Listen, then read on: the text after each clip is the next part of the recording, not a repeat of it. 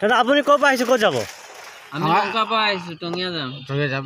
এতিয়া আপুনি ক'ব যে ৰাস্তাত গৰু ছাগলী বান্ধিবলৈ নিষেধাজ্ঞা দিয়া হৈছে। এতিয়া চাওকচোন, এনেকুৱা যদি হঠাৎ দুৰ্ঘটনা ঘটে এইটো বিষয়ে আপুনি কি ক'ব? এইটোতো বৰ অন্যায়। ক'ত বান্ধি গৈছে ছাগলী?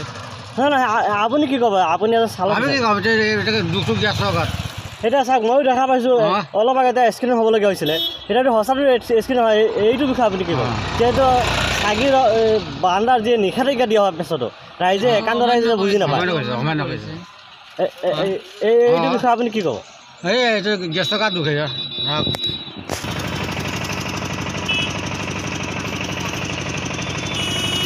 ক'ৰ পৰা আহিছে? ক'ত যাব?